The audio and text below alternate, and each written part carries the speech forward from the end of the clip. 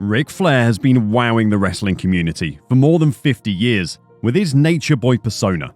And since he began, the stories of his life outside of the ring have made most celebrities seem calm and collected. Flair is known for his rambunctious, loud and proud attitude, but sadly over the years has always become known for his crippling health issues. And it's hard not to wonder how someone who made a living off their physical prowess could have their bodies deteriorating the way that Ric Flair's has over the years. How does something like that happen? Throughout his career as a professional wrestler, which is technically still going on, Ric Flair is one of many in the industry who've been drawn to alcohol. And I don't mean having a few drinks here and there with some friends or something like that, but instead, for people like Ric Flair, drinking became a part of his identity, which is something he himself has been very open about. It's also something that those close to him saw as a way for the wrestler to have a social connection with people that he desperately desired. Even Jim Ross, a WWE Hall of Fame broadcaster and close friend of the Nature Boy, has said that in a way, Ric Flair craved the attention. According to Ric Flair himself, even a sports psychologist that he was seeing back in '89 was surprised by his drinking habits. He recounted one of his sessions during an interview that he did where he informed the psychologist of how much he'd been drinking, and when Nature Boy told the shrink that he'd been consuming at least 10 beers and 5 mixed drinks every day since 1972. The therapist was so surprised that he had to ask follow-up questions. According to him, Ric Flair shouldn't have even been alive back in '89 if he'd been drinking 10 beers and 5 cocktails a day for 17 years straight. And as Ric Flair himself has admitted, he continued with this habit of over-drinking up until a near-death experience that occurred much later down the line.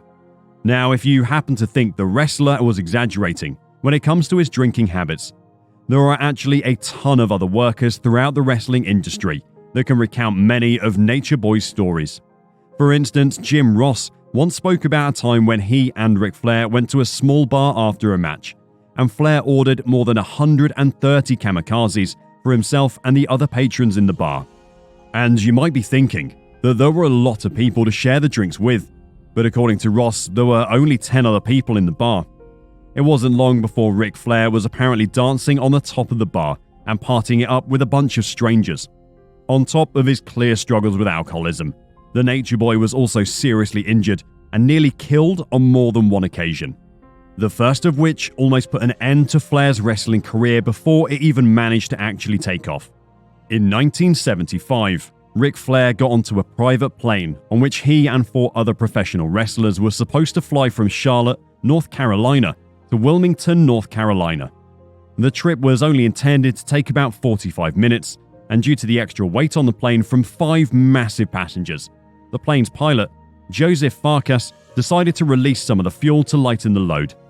The plane took off from Charlotte, and according to the reports, it was about halfway through the flight that Farkas realized that they were running out of gas. However, instead of landing to refuel, he tried to push on toward their destination, but inevitably, both of the plane's engines ended up dying and he had to take the plane down. Farkas decided to drop the rest of the fuel to hopefully prevent any ignition on the impact of the crash, which proved effective, but still didn't result in a safe landing. The plane began coming in for a crash landing rather close to the Wilmington airport, but not close enough to the runway. The private plane full of wrestlers made an impact with multiple treetops and then a utility pole before coming to an abrupt crash. This would end up being known as Wilmington's most notorious plane crash, as all 6 of the men on board suffered from significant injuries, which ended up leading to the death of the pilot, Joseph Farkas, 2 months after the crash. On top of that, Ric Flair as well as fellow wrestler Jimmy Valentine both suffered from serious back injuries. Valentine would never wrestle again after being paralyzed from the waist down. Meanwhile, Nature Boy was found to have 3 compression fractures in his back, which also nearly ended his career. Flair was only 26 at the time though, and the doctors were surprised to see his body was healing itself faster than they expected it to. And though it would alter Nature Boy's physique and style of wrestling, he would ultimately make a very triumphant return to the ring. Now, the plane crash was sort of a wake-up call for the professional wrestler, in the fact that he started taking care of his body a bit more. But that didn't stop him from continuing his horrid drinking habits, which sadly would end up causing Flair to have very serious health complications in the future. Now, it isn't to say that Ric Flair went without any more injuries over the years, but nothing really compared to the plane crash, at least not until he almost died in 2017. It may have taken more than 40 years, but eventually the toll that drinking every day took on Flair's physical health caught up to him when he was diagnosed with a heart condition known as alcoholic cardiomyopathy.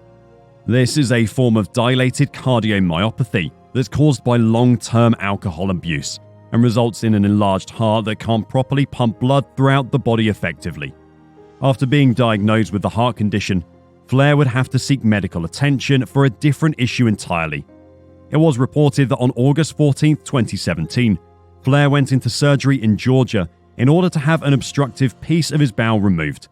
However, there were various complications during the surgery, including kidney failure due to his deteriorated state of health. Ric Flair was put on dialysis treatment and ended up being placed in a medically induced coma for more than 3 weeks.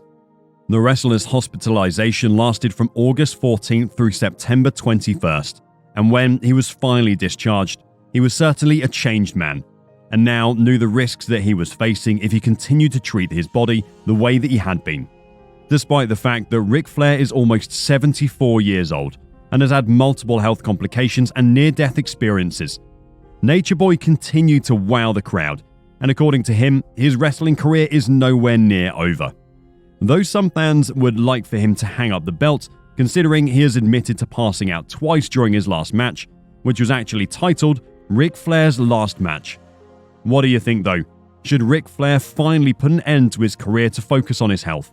Or is Nature Boy likely to wow the crowd until the day he dies? Make sure you let us know in the comments below, and if you enjoyed today's video, hit that like button and